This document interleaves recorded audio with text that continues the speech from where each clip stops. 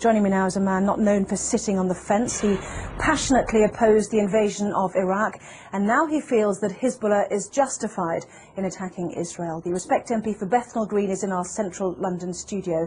A very good evening, good morning rather, to you, Mr. Galloway.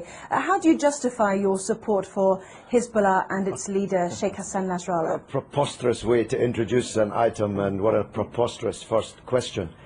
24 years ago, on the day my daughter was born, and I've just celebrated her 24th birthday, I had to dash to the maternity hospital to see her given birth from a mass demonstration in London against the Israeli invasion and occupation of Lebanon. Israel has been invading and occupying Lebanon all of my 24-year-old daughter's life. The Hezbollah are a part of the Lebanese national resistance who are trying to drive, having successfully driven most Israelis from their land in 2000, Israel from the rest of their land, and to get back those thousands of Lebanese prisoners who were kidnapped by Israel under the terms of their illegal occupation of Lebanon. It's Israel that's invading Lebanon, it's Israel that's attacking Lebanon, not Lebanon that's attacking Israel. You've just been carrying a report of 10 Israeli soldiers on the border getting ready to invade Lebanon, and you ask us to mourn that operation as if it were some kind of war crime.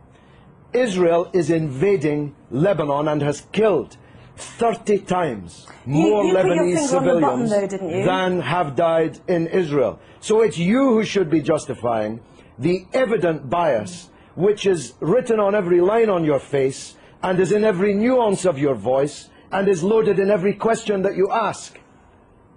Right. You put your finger on the button, though, didn't you, when you said that Hezbollah was set up back in the 1980s in order to remove every Israeli soldier from Lebanese soil. As you said, it achieved that in 2000. No, it didn't. This is a setback. No, it didn't. It didn't. This is a key point that you're concealing from your viewers.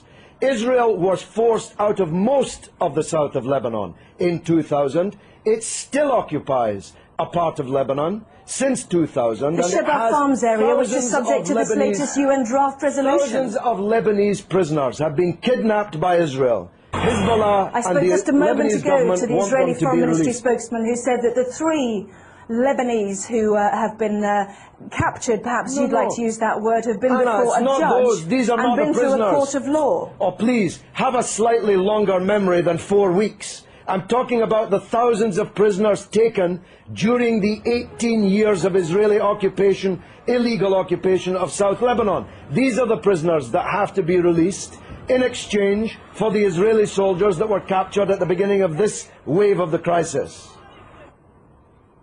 Can I ask you about a report that's in today's Sunday Telegraph, which showed that Iran has given Hezbollah long-range missiles capable of targeting any part of Israel. Iran, according to this Iranian MP who helped found Hezbollah, has also said that Iran has given the authorization to target Tel Aviv. Can you blame Israel for wanting to destroy those missiles? This is preposterous. America has given Israel missiles that can target not just every city in Lebanon, but every city in the Arab and Muslim world, including Iran. Why should America be allowed to give long-range missiles to Israel, including hundreds of nuclear missiles, but Iran is not allowed to give missiles? Because it's given it to a terrorist organization. But they're not a terrorist organization. Only in the mind of Rupert Murdoch's Sky and the Times and the Sun and the News of the World. I'm going to stop you there, Mr. Galloway. Prescribed terrorist organizations. One man's terrorist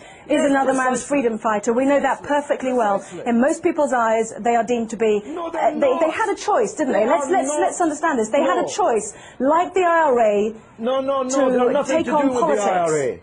Listen, Anna. I'm saying they had a choice to absorb the idea of politics. They've got 2 Hezbollah cabinet ministers. Anna, one man's terrorist is another man's freedom fighter. You are totally wrong in saying that in most people's eyes, Hezbollah are terrorists. In most people's eyes, Israel is a terrorist state. It's the fact that you cannot comprehend that fact that leads to the bias which runs through all of your reporting and every question that you've asked me in this interview. Can I ask you one question? I was relating to the IRA and Sinn Féin. They have decided to embrace politics. Hezbollah had the chance to embrace politics. They've already got two cabinet ministers. They're well respected in the south. In politics. They are. That's what I'm saying. People of the south if you of listen to Lebanon. me, I'm saying they've got two cabinet ministers already. They had a chance to do that. Why did they need to capture and kill Israeli soldiers on the border? Surely that sets back their ambitions to be a political force inside a democratic Lebanon. Look, because Israel occupies their country and holds thousands of their compatriots as kidnapped hostages in their dungeons. It's really very simple, except if you think only in a clock that goes back 4 weeks. If you know, and you're old enough to know better, that this origins of this conflict are not 4 weeks or 4 years or 14 years, but are decades old. You want people to think that the crisis started when the clock started ticking on Sky News. No, I don't the people in Lebanon I want know to ask you differently. I want to ask you one final question. Do you think that the 4 weeks that we've seen, as you mentioned, the 26 days of this crisis, has set back Hezbollah's ambitions? Not only are Israeli soldiers now over the border... Let me finish. Would you mind letting me finish, please?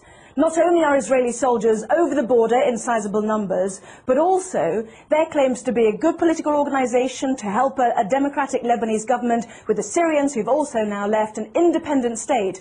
That has also come to blows as well. What a silly question. What a silly person you are. Hezbollah is winning the war. You can see it on the other half of the screen. Hezbollah is more popular today. That was not my question. Hezbollah is more popular today in Lebanon, amongst Christians, amongst Sunnis, amongst Shiites, amongst all Arabs, amongst all Muslims, than it has ever been. It's Israel who's lost the war, and Bush and Blair, for politically organising the war, who've lost politically. This is a defeat for Bush and Blair and Israel. Everybody but you can see it. Let me separate out that question then. Is it a setback, given that Hezbollah was set up in order to get Israeli soldiers off Lebanese soil, that there are now more Israeli soldiers on Lebanese soil than there were 26 days ago?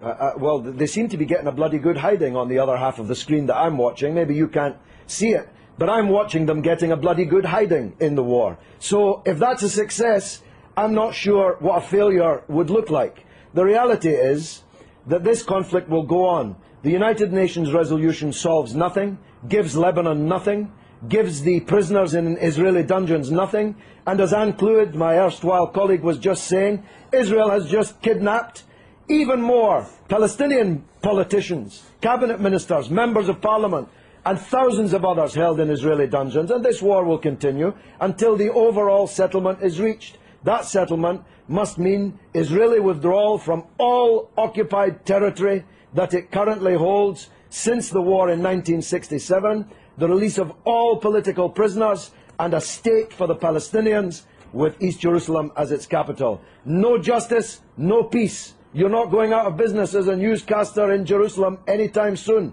believe me. Well, as usual, you have prompted a huge email response, both for and against you, Mr. Galloway, so we'll leave it there. I have to say that some people might find it offensive when more families are mourning their dead to hear you say that it was a bloody good hiding. So you don't give a damn. You don't even know about the Palestinian families. You don't even know that they exist.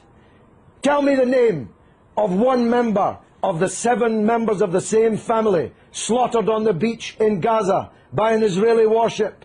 You don't even know their name, but you know the name of every Israeli soldier who's been taken prisoner in this conflict, because you believe, whether you know it or not, that Israeli blood is more valuable than the blood of Lebanese or Palestinians. That's the truth, and the discerning of your viewers already know it.